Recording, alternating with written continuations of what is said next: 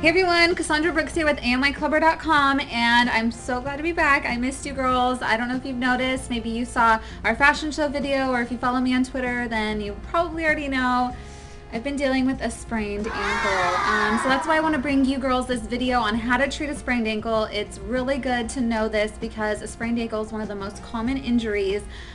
So let's get into that. It's actually really simple if you can remember the rice method. I love fried rice. Not that kind of rice, but actually, not that kind of rice, but actually, rice can really help you with one of the letters in the acronym.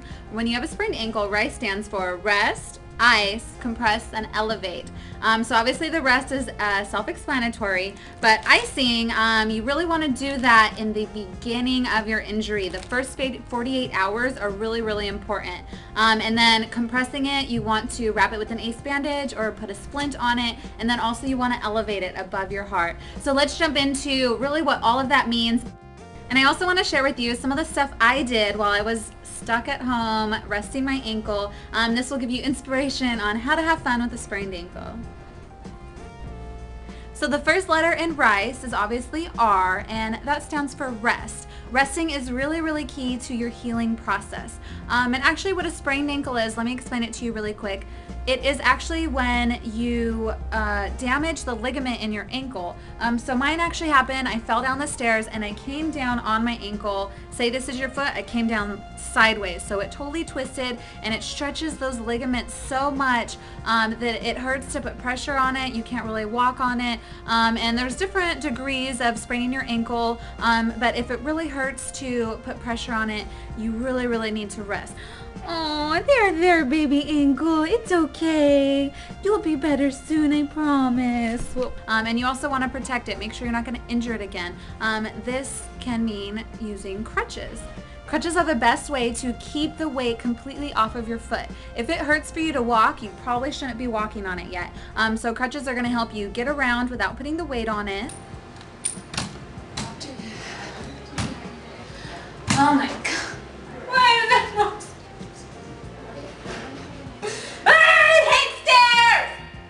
You need to give your ligaments time to heal.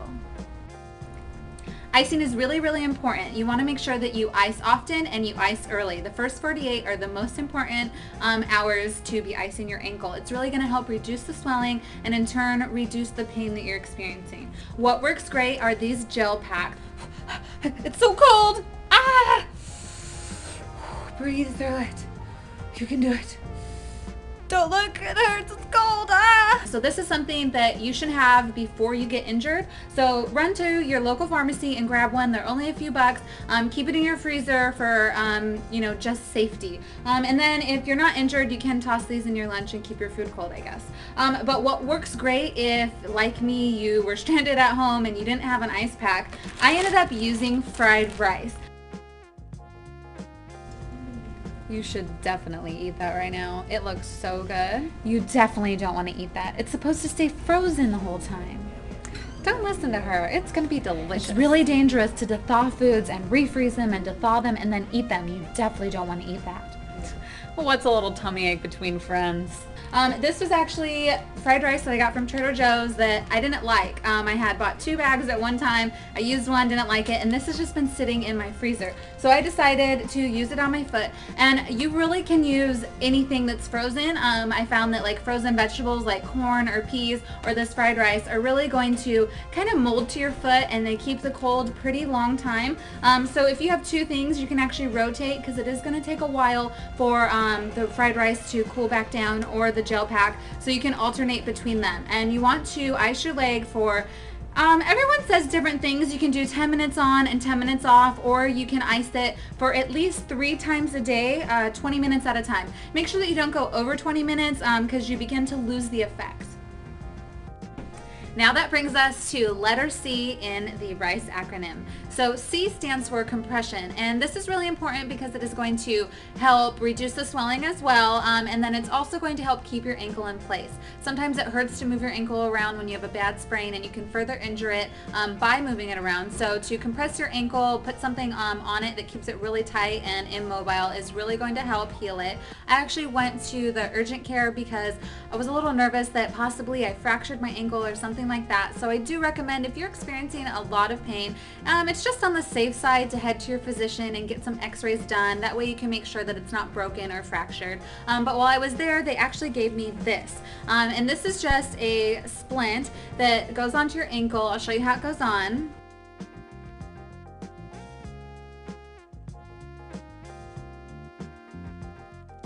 That really helped my ankle out a lot. When the doctor slapped it on, it really hurt, and at first I hated it, but I noticed that it did help my ankle out a lot. It keeps it tightly compressed, that way it can heal without constantly being moved around.